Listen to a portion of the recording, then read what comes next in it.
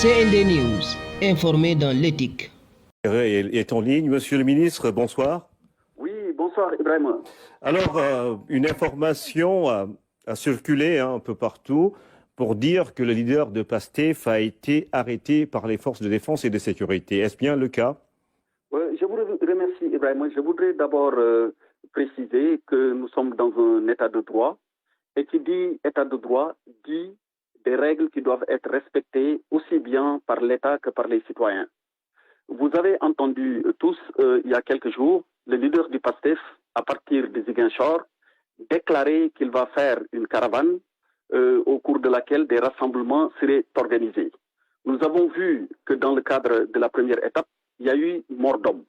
La responsabilité de l'État étant engagée dans tout ce qui est garantie de l'ordre public, nous ne pouvons pas laisser des personnes qui, pour quelque raison que ce soit, ou pour l'expression de quelque opinion que ce soit, faire des rassemblements sans pour autant que les règles minimales d'encadrement soient respectées. Et pour ce faire, il fallait d'abord faire une déclaration, premièrement. Deuxièmement, l'autorité administrative compétente doit vérifier si toutes les conditions d'une bonne organisation d'une manifestation sur la voie publique sont réunies et le cas échéant, l'autoriser. Et troisièmement, il faudrait, dans le cadre d'une enquête administrative, que le déclarant lui-même veille à ce qu'il n'y ait pas de trouble à l'ordre public. Toutes ces conditions que je viens de décrire ne sont pas réunies pour des processions de la nature dont a voulu qu'ont voulu organiser donc le leader du PASTEF et ses partisans. Pour toutes ces raisons, j'ai sorti hier un communiqué pour rappeler les règles qui gouvernent la matière.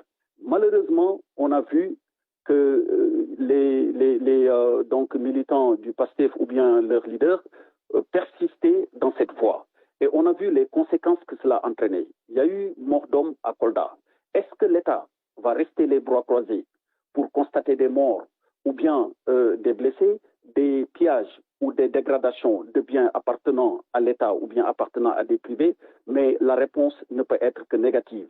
Pour toutes ces raisons, que ce soit le leader du PASTEF ou un autre leader, si une violation est apportée à la loi, l'État a le devoir de mettre un terme.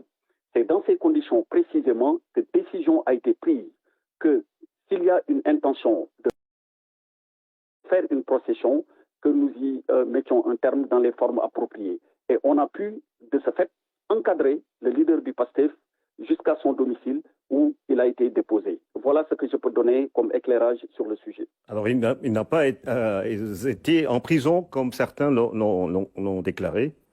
Au moment où nous parlons, il est à son domicile. Mais je dois aussi faire une précision supplémentaire. Lorsque, effectivement, le véhicule dans lequel il se trouvait, à bord duquel il se trouvait, a été contrôlé, il était en compagnie d'autres personnes. On a pu découvrir des armes à l'intérieur du véhicule.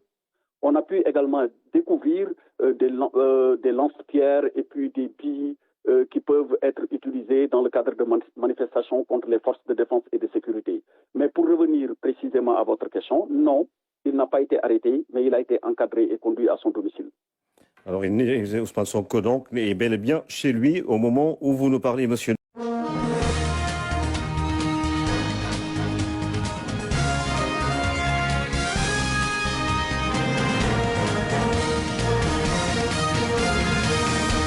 CND News, informé dans l'éthique.